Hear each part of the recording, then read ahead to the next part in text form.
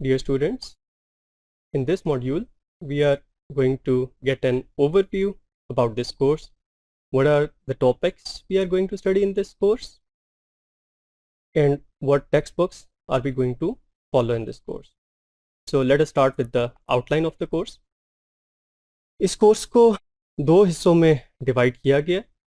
एक बैकग्राउंड और बेसिक्स को कवर करता है और दूसरा हिस्सा जो है वो एडवांस टॉपिक्स को जो है वो कवर करेगा। बेसिक्स के अंदर हम लोग ये देखेंगे कि वेब और इंटरनेट कैसे काम करता है। Then we will cover the HTML language. हम लोग HTML लैंग्वेज को बहुत ज़्यादा डेप्थ के अंदर जाके नहीं करेंगे क्योंकि इस सेमेस्टर में आप लोगों को HTML का थोड़ा बहुत आइडिया होगा, लेकिन फिर भी हम लोग इसको बिगिनिंग से जो है वो शुरू करेंगे। फिर उसके बाद हम लोग ये देखेंगे कि जो वेब पेजेस के अंदर आपको कलर्स और फॉन्ट्स और डिफरेंट आपको एनिमेशंस वगैरह नज़र आ रही होती हैं, वो हम लोग किस तरह करते हैं। वो हम लोग कैस्केडिंग स्टाइल शीट्स के थ्रू करते हैं, इसको हम लोग CSS कहते हैं।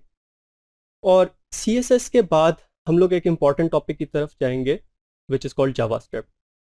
जावास्क्रिप्ट वेब के शुरू में सिर्फ वेब पेजेस को इंटरएक्टिव बनाने के लिए यूज़ होता था, लेकिन अब उसका रोल जो है वो इंटरएक्टिविटी से बहुत ज़्यादा बढ़ गया है।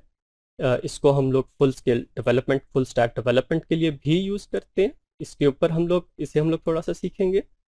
और जावास्क्रिप्ट के बाद फिर हम लोग ये देखेंगे कि वेब के अंदर डायनेमिक पेजेस कैसे बनाते हैं।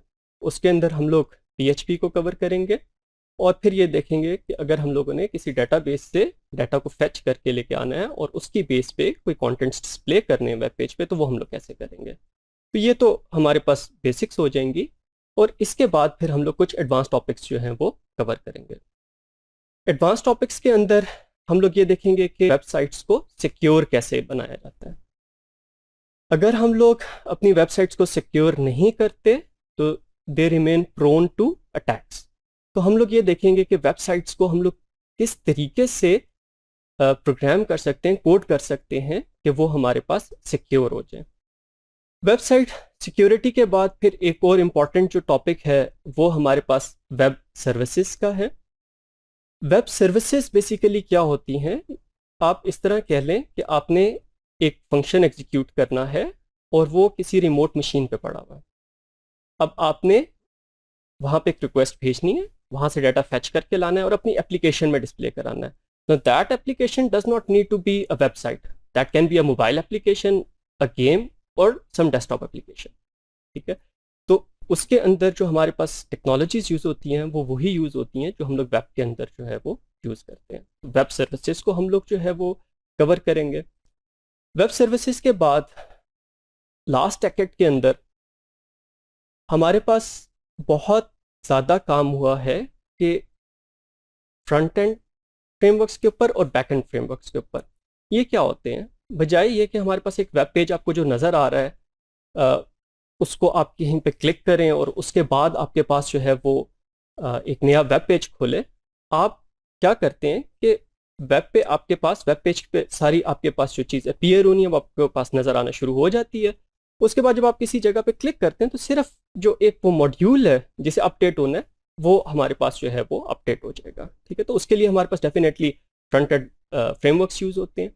इसी तरह हमारे पास बैक एंड फ्रेमवर्क्स भी यूज़ होते हैं। फ्रंट एंड फ्रेमवर्क्स के अंदर जो पॉपुलर हैं वो हमारे पास एंगुलर है, रिएक्ट है, व्यू है, इसके अलावा और भी बहुत से फ्रेमवर्क्स आपको मिलेंगे। और जो बैक एंड फ्रेमवर्क्स हैं उसके अंदर हमारे पास जो है वो Node.js जो है it is the popular framework. तो ये थोड़े से एडवांस टॉपिक्स हैं, ये हम लोग कवर करेंगे। उसके बाद हम लोग ये देखेंगे कि वेबसाइट्स को हम लोग होस्ट किस तरह करते हैं, उसे हम लोगों ने डिप्लॉय करना है तो वो हम लोग कैसे करेंगे।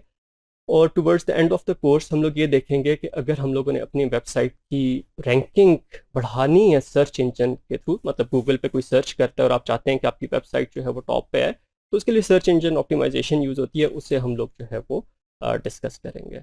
So this is the outline of the course that we are going to cover. और जिस तरह आपको बताया गया कि इसको दो हिस्सों में हम लोग डिवाइड कर लेंगे। मेन एक बेसिक्स हो जाएंगे और एक हमारे पास जो है वो एडवांस टॉपिक्स हो जाएंगे।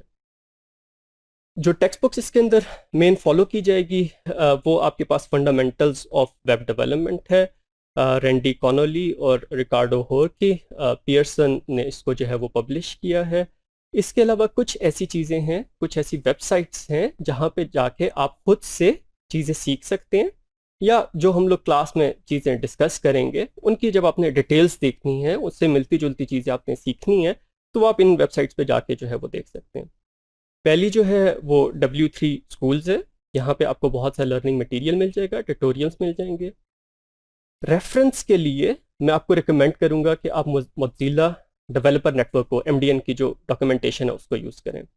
जिस तरह हम लोग HTML सीख रहे हैं उसके अंदर हमारे पास कोई एक टैग है, इमेज का टैग है या एंकर का टैग है, अब आपने उसकी फॉर्मल स्पेसिफिकेशन देखनी है कि इसके हमारे पास इसके अंदर क्या क्या हम लोग इसको किस तरीके से यूज़ कर सकते हैं और कौन से ब्राउज़र्स इसको जो है वो किस लेवल पे सपोर्ट करते हैं, स्टैंडर्ड क्या है, वो आपको इन्फॉर्मेशन मोज़िला डेवलपर नेटवर्क से मिलेगी। तो रेफरेंस के लिए आपने जो है मोज़िला डेवलपर नेटवर्क को जो है वो MDN को आपने यूज़ करना है। उसके अलावा जब हम लोग फ्रेमवर्क्स यूज़ कर रहे होंगे, तो जिस तरह अगर हम लोग रिएक्ट को कवर करेंगे तो उसके अंदर आपके पास React.js की हमारे पास वेबसाइट है, उसके ऊपर बहुत अच्छी डॉक्यूमेंटेशन दी हुई है, उसको जो है वो आप कवर कर सकते हैं।